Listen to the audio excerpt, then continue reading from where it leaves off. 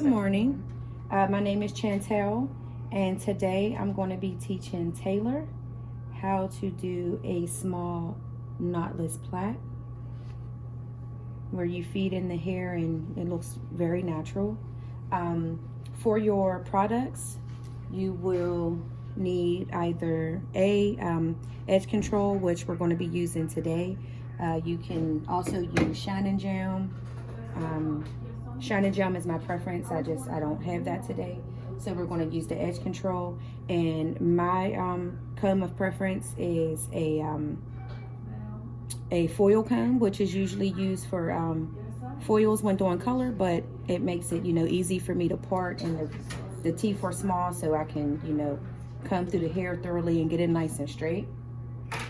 When you first start, for your small knotless plaits, you want to pre-prep your pieces of hair that you're going to feed in.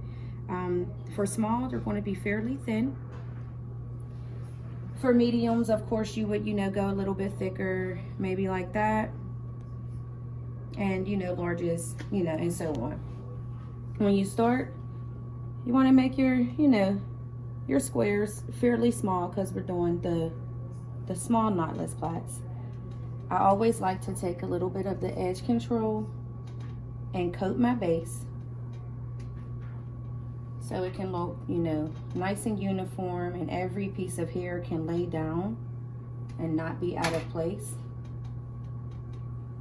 The knotless plaits provide no tension on the hair whatsoever. It's a protective hairstyle. You first want to take your 3 pieces of hair. For me, I begin my plait as a underhand, but I twist it into an underhand right away, and I do add my first piece of hair on that first turn.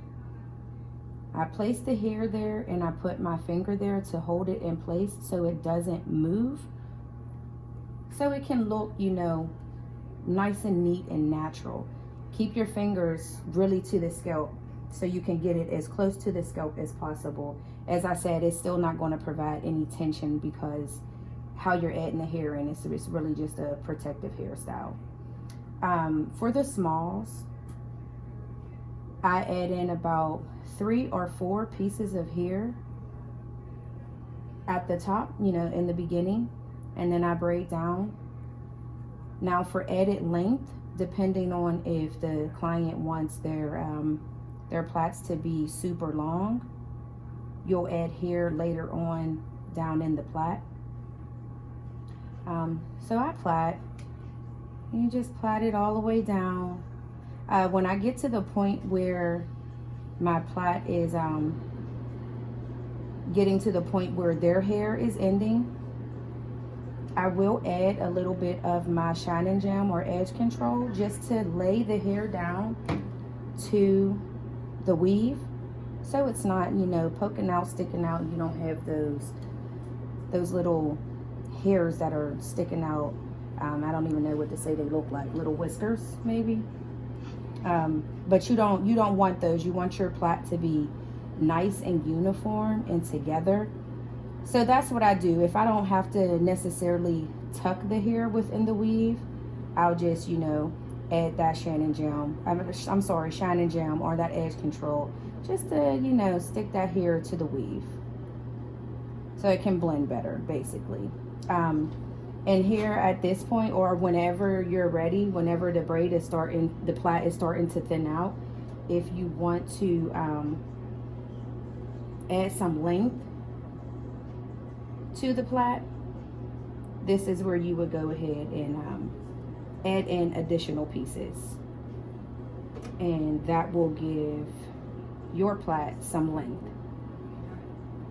If the client wants them down to their feet, to their butt, however long, you would just repeat that same step later on down in the plait. Maybe once you get down here, you can add some more weave, and that will give them the length that the desired length that they want. And there is your small knotless plait. And you want to use the same size pieces of hair so your plaits can be equal in size. You don't want to have different size plaits. For example, this is not a feed-in, it's a box braid, but see the thickness? You don't want them to be different, you know, different in thickness. You want them to be just about the same, so it can be uniform